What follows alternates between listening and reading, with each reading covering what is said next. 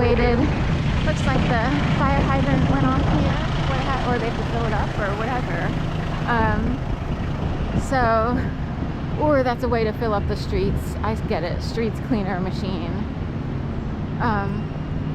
Anyway, so again, I want to reiterate, just like any victim of an extreme attack, and in my case, the attacks are handled, it's a harassment form.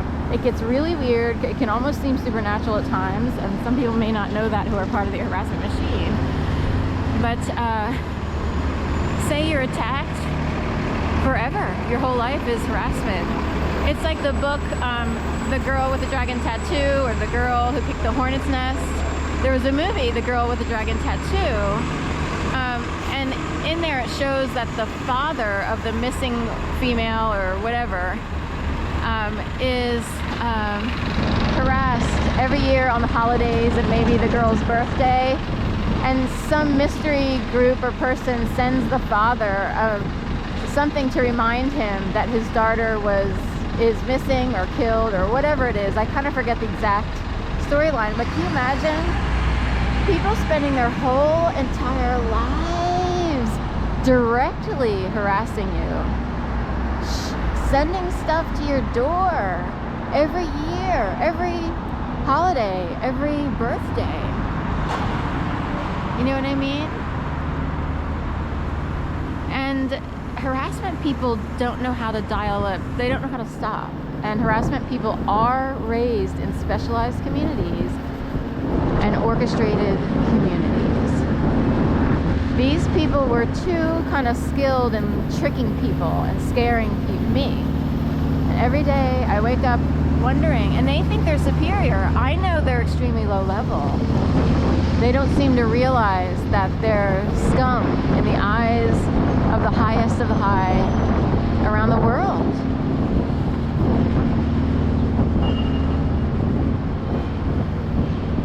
And I would like to know what they thought they were doing and why they thought they were supposed to hurt me. Because I was kind of a benign person. I didn't really, I had my own little journey, and I was quietly working and doing my best as an independent person who didn't have tons of emotional and or financial support coming in from anywhere. I had to figure out how to inch along on my own. As a first generation university graduate, my dad went to a business college. That's a lot, light years difference. Also, he was there so many years ago that the whole experience was totally different. And in addition, I did not live with my father. I lived with my mom. I am a first generation university graduate. That in and of itself is a major feat for people to accomplish.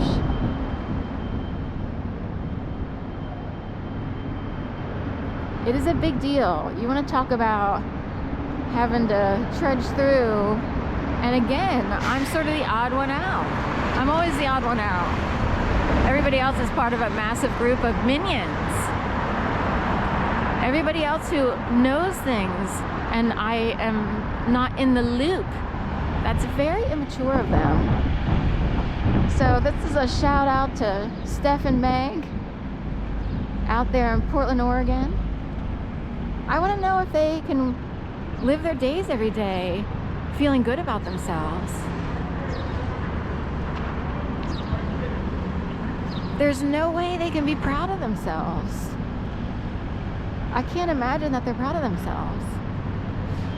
They're basically fembots as far as I'm concerned.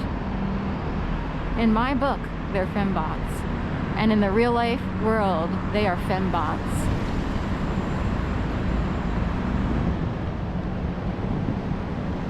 And thanks, Meg, for driving by with your Toyota Prius with your Oregon plates and peeling out while I was running around like a chicken with her head cut off, stuck in a type of work and income that was supposed to be temporary. I was forced there because of what they do. I'm like, I guess I'll do this and try to keep earning a living, and maybe I'll find my way somewhere else. Peeling out around the Kimmel Center. I wanted to break down and cry, just like someone who experienced kind of like a breakup.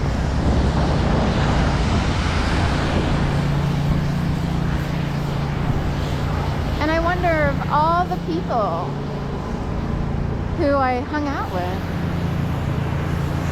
were friends with, and I was excited to find a little community, kind of. I'm wondering if they're proud of themselves. They think they're all that in a bag of chips. I know they're not.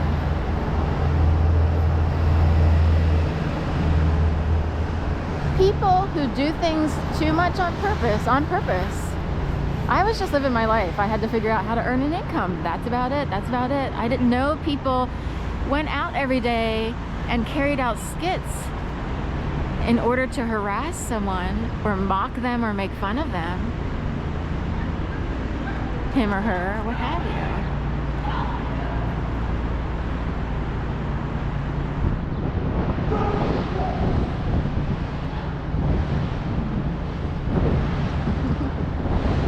So I'm just curious. I have a whole list of names. I even have clients who hired me, and they are part of orchestrated communities, which makes it human trafficking because they kept me trapped. Are they proud of themselves for trying to enact out skits every day? And what's worse about the people from 2008, 9, 10 is that I was looking for a place to belong. I was looking for, my place in the world. And these people, if they had intentions in advance, they were pretending to be friendly, if you will, inviting me to Christmas parties, inviting me over for dinner. They were pretending. And I was like, oh, finally I found some people to, enjoy in life. I'm out here by myself trying to make it in the big city.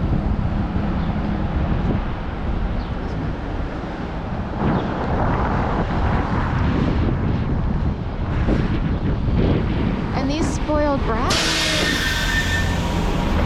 let me repeat that, spoiled brats, have the audacity to believe, they are brainwashed to believe they are superior to people, while they carry out stupid tricks, cheap thrills. It's kind of cheap thrills. It's also very dangerous harassment. It is murderous what they do.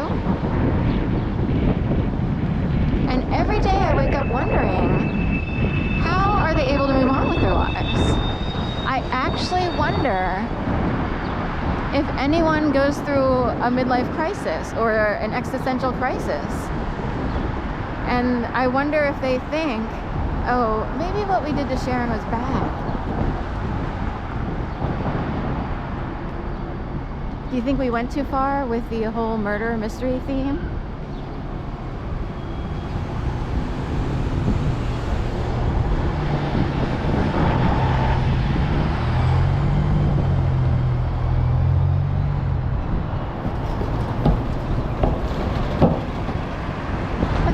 Some of these people play out tricks that could wind up forcing someone to accidentally step in front of a bus in order to avoid them. And they get hit by a bus. These people create people who wind up in medical emergencies and or dead.